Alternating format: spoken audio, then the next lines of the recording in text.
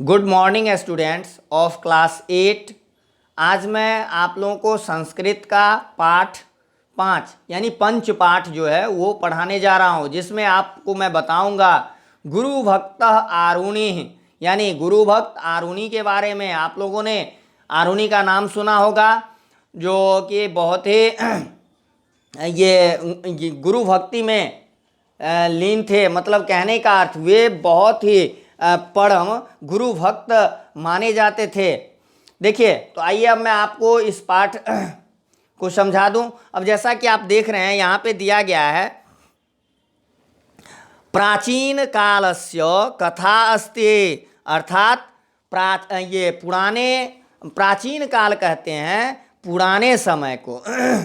तो प्राचीन लिखा हुआ है, प्राचीन कालस्य कथा अस्ति, अर्थात पुराने समय की कहानी है। फिर है एकस्मिन् आश्रमे ऋषिः धौम्यः शिष्यैः सह वसति स्म, अर्थात एक आश्रम में ऋषि धौम्य शिष्यों के साथ रहते थे।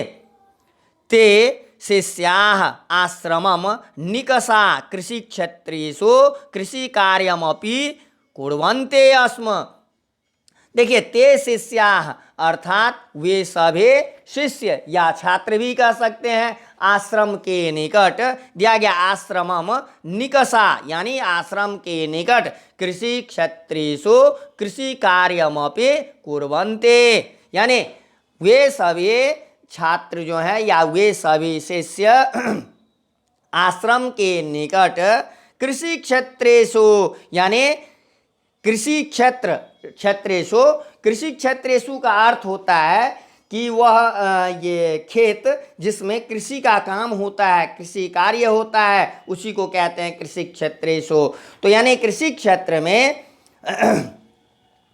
कृषि का कार्य भी किया करते थे। अब देखिए, तेषु एकः अतीव सरलः बालः आसीत्, अर्थात उन सबों में एक बहुत ही सरल बालक था।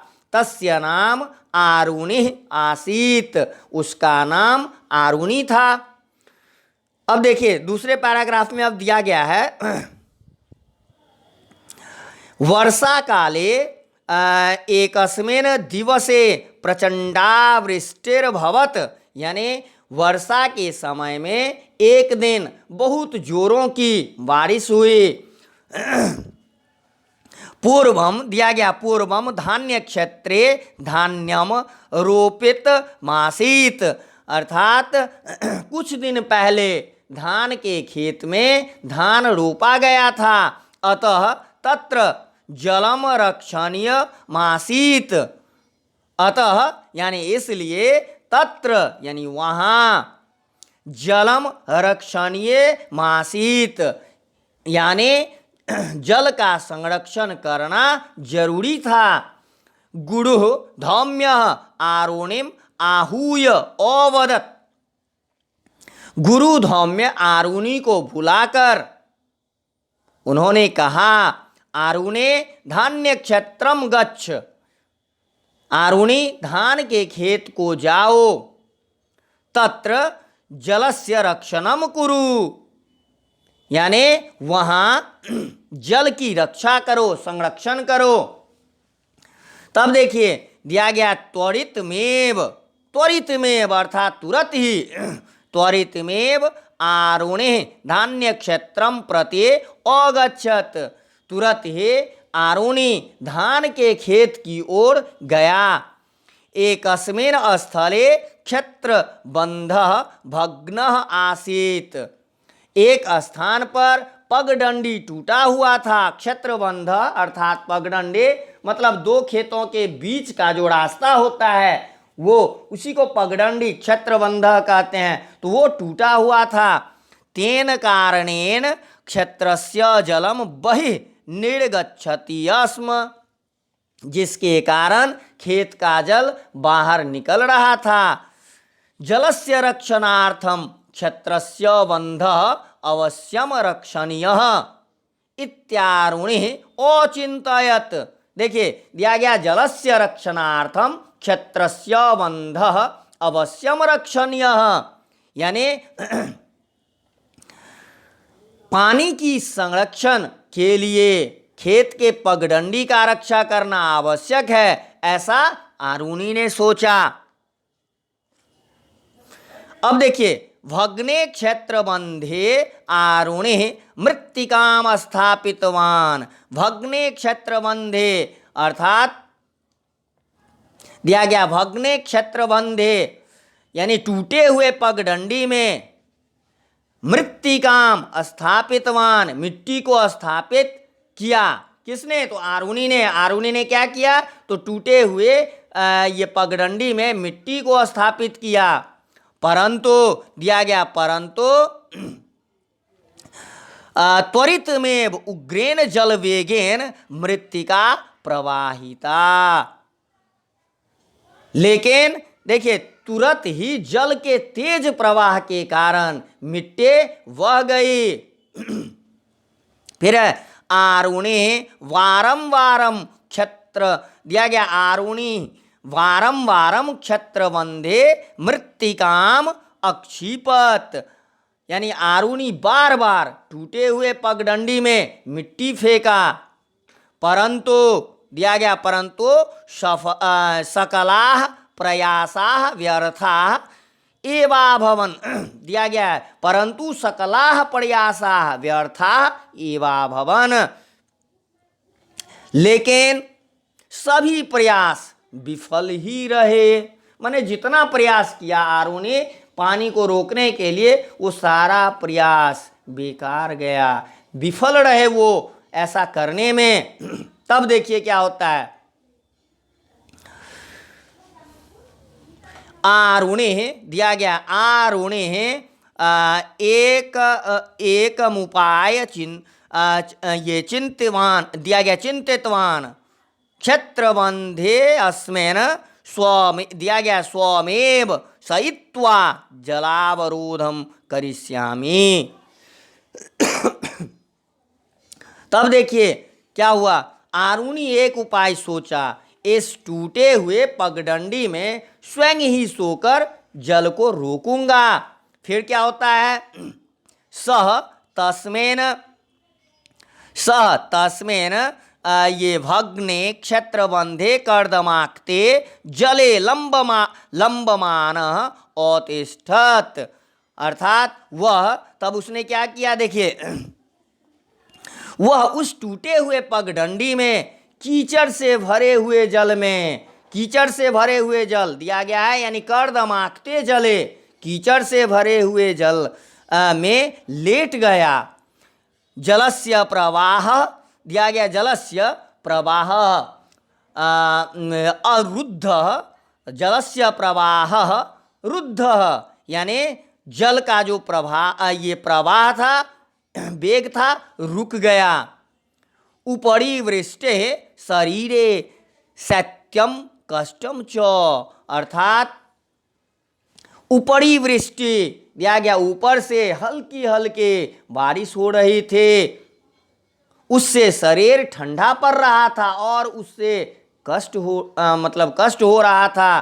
तथापि धान्य क्षेत्रस्य रक्षणाय आरुणि तत्र तथैव औतिष्ठत। फिर भी धान के खेतों की रक्षा के लिए आरुणि वहां वैसे ही लेटे रहा। अब देखिए यहाँ पे आप जैसा कि देख रहे हैं ना, यहाँ पे तस्वीर में भी दिखाया गया है कि आरुणि जो है वो ये आरुणि है, ये यहाँ पे ऐसे इस तरह से क्या ये पगडंडी पर जो है पानी को रोकने के लिए जो है खुद ही लेट गया। उसके बाद जो है ये आरुणि के जो गुरु थे धौम्य और कुछ शिष्य, ये सभी जो है उनको खोजने के लिए आए। देखिए तो चलिए आगे मैं अब आपको बताता हूँ। अब देखिए संध्या दिया गया है, संध्या आगता, यानी संध्या आगता मतलब शाम हो गई। वृष्टिर पगता यानी वृष्टिर पगता, बारिश भी रुक गई। आरुणि दिया गया आरुणि धान्य क्षेत्रात् न प्रत्यागतः। आरुणि धान्य क्षेत्रात् यानी लेकिन फिर भी क्या हुआ, तो आरुणि धान के खेत से लौट कर नहीं आया। इसके बाद दिया गया है कि आश्रमे गुरुधौम्य, आश्रमे गुरुधौम्य चिंतितो अभवत, यानी आश्रम में गुरुधौम्य चिंतित होने लगे। फिर है सह शिष्य सह क्षेत्रम गच्छत, अर्थात वे शिष्यों के साथ खेत की तरफ गए। दूरात धौम्य आरुणिम आहवयत, मतलब दूर से ऋषि धौम्य आरुणि को पुकारे। क्षेत्रबंधे तथैव लंबमान आरुणि उच्चहि उदतरत, दूर से देखिए दिया गया है कि मतलब पगडंडी में आरुणि लेटा हुआ था, वैसे ही लेटे हुए आरुणि ऊंचे आवाज में उत्तर दिया, गुरुपाद अत्र क्षेत्रबंधे सहितः अस्मि, गुरुदेव यहाँ पगडंडी पर लेटा हुआ हूं। तब देखिए सर्वे तत्रागच्छन्, अर्थात सभी लोग जो है वहां गए, मतलब गुरुदेव और शिष्य पूर्णतया आद्रम कर्दमाक्तम च आरुणिम दृष्ट्वा धौम्यस्य हृदयम स्नेहेन आद्रम भवत, दिया गया है। देखिए पूर्णतया आद्रम कर्दमाक्तम, पूर्णतया मतलब पूरी तरह से, पूर्णतया यानी पूरी तरह, आद्रम कर्दमाक्तम च मतलब आद्रम यानी भीगे हुए और कीचड़ से सने हुए, आरुणिम दृष्टवा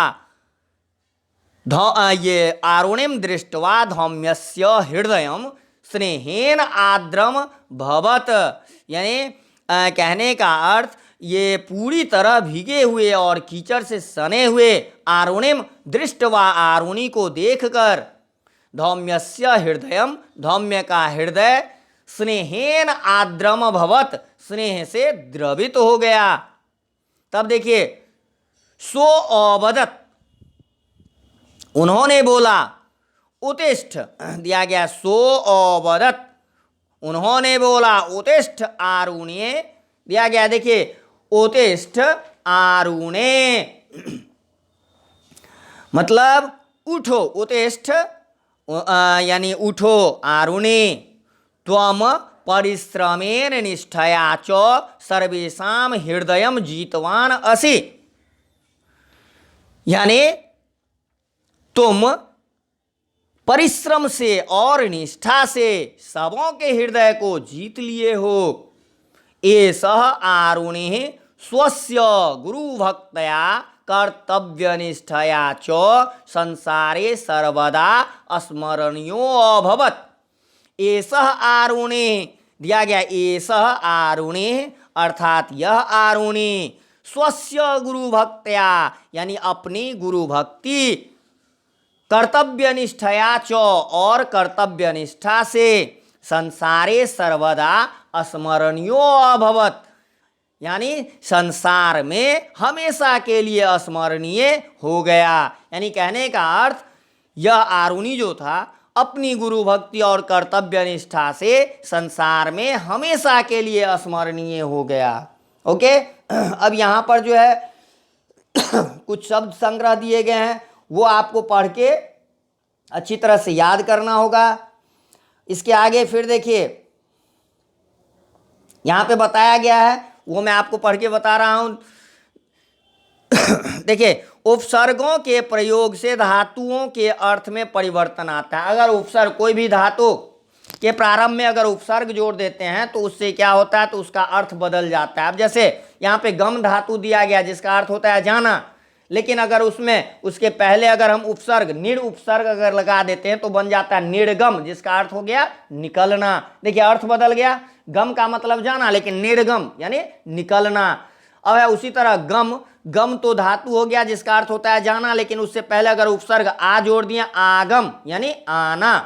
वैसे ही है प्रति आगम लौट आना, अपगम दूर चला जाना, उपगम समीप जाना। यानी कहने का अर्थ धातु के प्रारंभ में, धातु के शुरुआत में उपसर्ग जोड़ देने से उस धातु का अर्थ बदल जाता है। एक चीज और याद रखना है आपको, निक्सा और प्रति, निक्सा और प्रति के योग में कौन सी विभक्ति का प्रयोग होता है? द्वितीया विभक्ति का। अब जैसे यहाँ पे देखिए, आश्रमम निक्सा कृषि क्षेत्राणि सन्ते, वैसे यह सह धान्य क्षेत्रम प्रति औगच्छत, विद्यालयम निक्सा मंदिरम अस्ते, ऐसा नदीम प्रति गमिष्यते। इसमें सब में द्वितीया विभक्ति का प्रयोग किया गया है। ओके, अब यहाँ पे कुछ अब देखिए, अभ्यास में है संस्कृत में उत्तर दें, तो ये आप इसमें जो है मैं वैसे इसका जो है अलग से जो है तस्वीर भी मैं आपको भेज दूंगा, इसको सेंड कर दूंगा। देखिए, वैसे मैं पढ़ के बता दूं, आरुणे है गुरु कह आसीत, तो बताइएगा आरुणे गुरु ऋषि धौम्य आसीत, भग्ने क्षेत्रबंधे आरुणि किम स्थापितवान, भग्ने क्षेत्रबंधे आरुणि मृत्तिकाम स्थापितवान। फिर है गौ में, आरुणि कुत्र लंबमान अतिष्ठत, आरुणि भग्ने क्षेत्रबंधे कर्दमाक्ते जले लंबमान अतिष्ठत, क्षेत्रबंधे घौ में क्षेत्रबंधे आरुणिम दृष्टवा धौम्यस्य हृदय कीदृशम अभवत, तो बताइएगा क्षेत्रबंधे आरुणिम दृष्टवा धौम्यस्य हृदय स्नेहेन आर्द्रम भवत। इसके बाद आरुणि संसारे केन कारेण स्मरणीय अभवत, तो इसका उत्तर दीजिएगा आरुणि स्वस्य गुरुभक्तया कर्तव्यनिष्ठया च कारणेन संसारे स्मरणीय अभवत। यहाँ पे सही कथन पर सही चिन्ह लगाना है और जो गलत है उसको आप गलत कीजिएगा। देखिए, आश्रमे शिष्याः कृषि क्षेत्रेषु कृषि कार्यमपि कुर्वन्ति अस्म, ये सही है, मैंने यहाँ पे लगा दिया है। ठीक वैसे ही आप देख करके आप इसमें सही और गलत लगा सकते हैं। दिए गए शब्दों का वाक्यों में प्रयोग करें। ये जो है वाक्य में जो प्रयोग करना है वो आप अपने मन से बना सकते हैं। वैसे मैं आपको बता देता हूं। देखिए, वर्षा काले यानी वर्षा के समय में, वर्षा काले का अर्थ क्या होता है? वर्षा के समय में। तो इससे अगर वाक्य बनाना होगा तो बनाएंगे क्या चीज? वर्षा काले से वर्षा के समय में, अर्थात वर्षा काले मयूराः नृत्यन्ति, यानी वर्षा के समय में मोर नाचते हैं। भग्न, भग्न का अर्थ क्या होता है? टूटा हुआ। तो आरुणि अपश्यत यत क्षेत्रबंधः भग्नः अस्ते। निक्सा, निक्सा का अर्थ होता है निकट। आश्रमम निक्सा कृषि क्षेत्राणि सन्ते। इसके बाद है सईतः, सईतः का मतलब सोया हुआ। तो भग्ने क्षेत्रबंधे आरुणि सईतः आसीत। और सईतः ये था, सईतः का मतलब सोया हुआ, और सईत्वा, सईत्वा का मतलब होता है सोकर। तो आरुणि भग्ने क्षेत्रबंधे सईत्वा जलावरोधम कृतवान। अब आइए, अब प्रश्न संख्या 4, इसमें रेखांकित शब्दों के कारण सहित विभक्ति निर्देश करें। आश्रमे धौम्य वसति अस्म, यहाँ पे दिया गया अधिकरण में सप्तमी। अधिकरण का चिन्ह क्या होता है? कर्ता ने कर्म को करण से, संप्रदान को के लिए, अपादान से संबंध काके की अधिकरण में। तो यहाँ पे एक बनाया गया प्रचंडा वृष्टि अभवत। तो यहाँ पे वृष्टि में देखिए कर्ता में, कर्ता जैसे कर्ता, कर्ता में दिया गया है, कर्ता, कर्ता ने कर्म को ऐसे पढ़ते हैं ना, तो यहाँ पे दिया गया प्रचंडा वृष्टि अभवत। यहाँ पे कर्ता में प्रथमा विभक्ति। क्षेत्रम प्रति कह गमिष्यति, तो कर्म में द्वितीया विभक्ति। वैसे शिष्य ही सह धौम्य तत्र औगच्छत, यहाँ पे शिष्य ही करण में तृतीया विभक्ति। धौम्य आरुणिम आह्वयत, यानी कर्म में ही द्वितीया विभक्ति हो गया। आरुणि धान्य क्षेत्रात् नो आगतः, यहाँ पे औपादान में पंचमी विभक्ति है, वो मैं आपको लिख दिया हूँ, ये आपको ऐसे देख करके उतारोगे। प्रश्न संख्या 5, निम्नलिखित क्रियाओं का पद परिचय दे। यहाँ पे पद परिचय बताना है। जैसे अतिष्ठत का बनाया गया है, अस्था धातु है, लंग लकार है, प्रथम पुरुष और एक वचन है। वैसे ही असी, असी का अगर बनाते हैं तो कौन सा धातु? अस धातु, और यह लट लकार हो गया, मध्यम पुरुष है, एक वचन है। अक्षिपत, अक्षिपत जो है इसका जो कौन सा धातु हो गया? तो बताइए क्षिप्त धातु, और लंग लकार है, प्रथम पुरुष है और एक वचन है। करिष्यामी में धातु हो गया क्री धातु, जो कि लिट लकार है, उत्तम पुरुष है और एक वचन है। आहवयत, यानी इसमें हो गया धातु अहे, अहवे, ये लंग लकार हो गया, प्रथम पुरुष हो गया और एक वचन हो गया। उत्तिष्ठ, यह अस्था धातु है, लोट लकार, मध्यम पुरुष और एक वचन है। ऐसे मतलब एक लाइन बना लीजिएगा जिसमें आप लिखिएगा धातु, एक लाइन बना लीजिएगा जिसमें लकार, एक लाइन जिसमें पुरुष और एक लाइन वचन, और उसके बाद आप धातु में, लकार में, पुरुष में और वचन में लिखते जाइएगा। निर्देशानुसार शब्द रूप लिखें। यहाँ पे शब्द रूप लिखना है, वो भी मैंने आपको लिख दिया है, वो आप देख करके कर सकते हैं। उसके बाद फिर संस्कृत में अनुवाद करें, यहाँ पे मैंने अनुवाद भी बना दिया है, इसे आप देख करके पूरा कर सकते हैं। तो अभी मैंने आपको संस्कृत का पाठ 5 गुरु भक्त आरुणि के बारे में समझाया। मैं उम्मीद करता हूँ कि इस वीडियो के माध्यम से जो है आप जो है इस पाठ को अच्छी तरह से समझ लिए होंगे। Okay, thank you.